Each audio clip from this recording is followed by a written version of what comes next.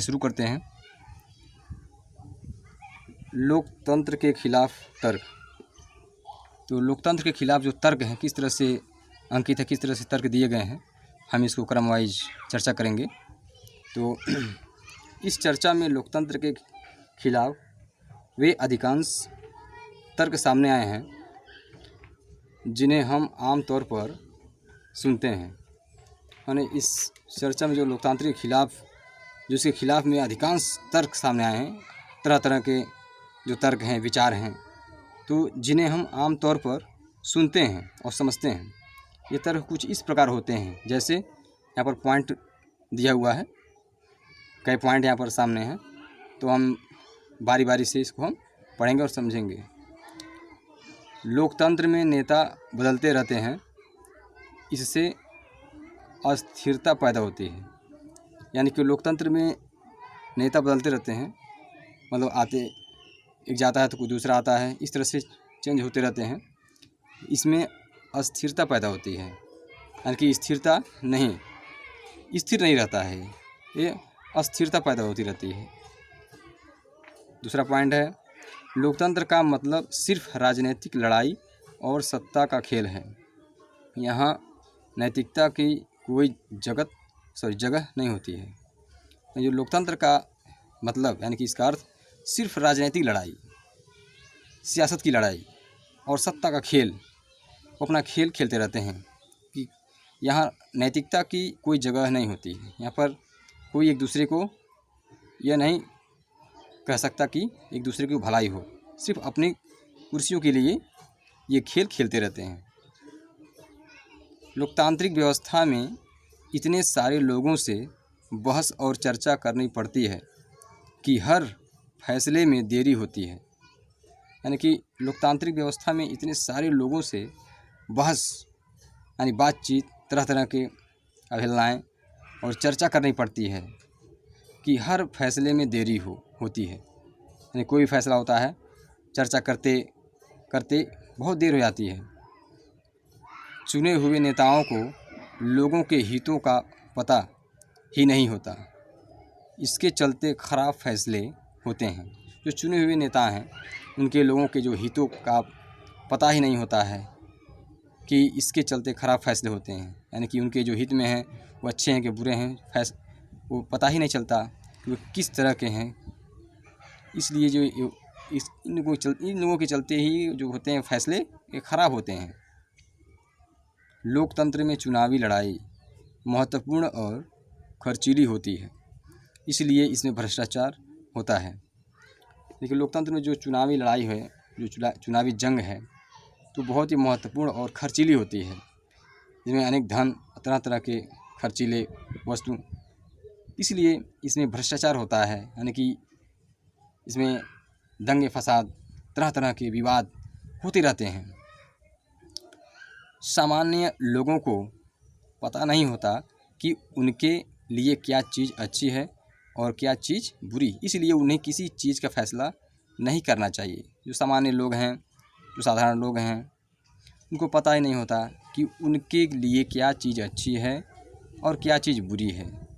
यह बात जो है कि हर इंसान पर किस तरह ये प्रभाव डालेगा, उन्हें कुछ खबर ही नहीं रहती, इसलिए उन्हें किसी चीज़ का फैसला नहीं करना चाहिए।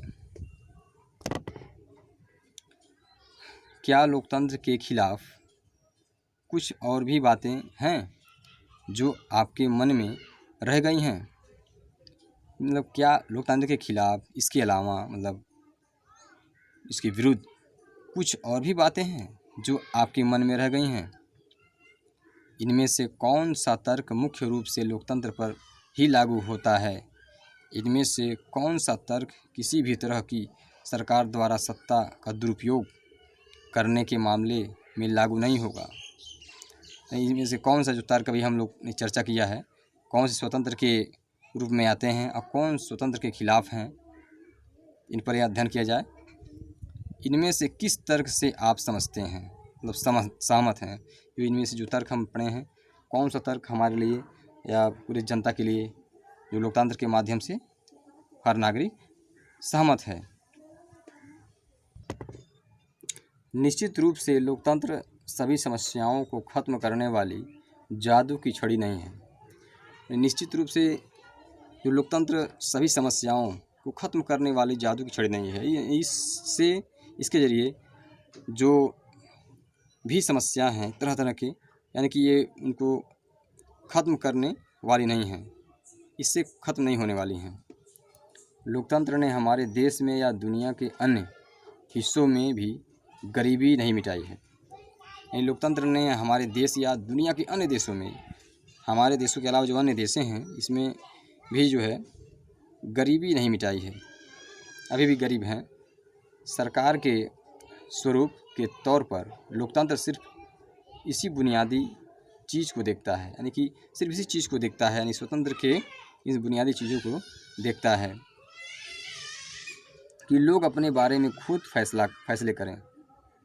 इससे इस बात की गारंटी नहीं हो जाती कि उनके सभी फैसले अच्छे ही होंगे, यानी उससे उनकी बात की कोई गारंटी नहीं होती है कि उनके सभी फैसले अच्छे ही हों, कुछ बुरे भी हो सकते हैं। लोग गलतियां भी कर सकते हैं। इन फैसलों में लोगों को भागीदार बनने से फैसलों में देरी होती है, यानी इन फैसलों में लोगों को भागीदार बनने से फैसलों में देरी होती है, यानी कि समझना और समझाना ये जो होता है बहुत ही इसमें समय लगता है। यह भी सही है कि लोकतंत्र में जल्दी नेतृत्व परिवर्तन होता है।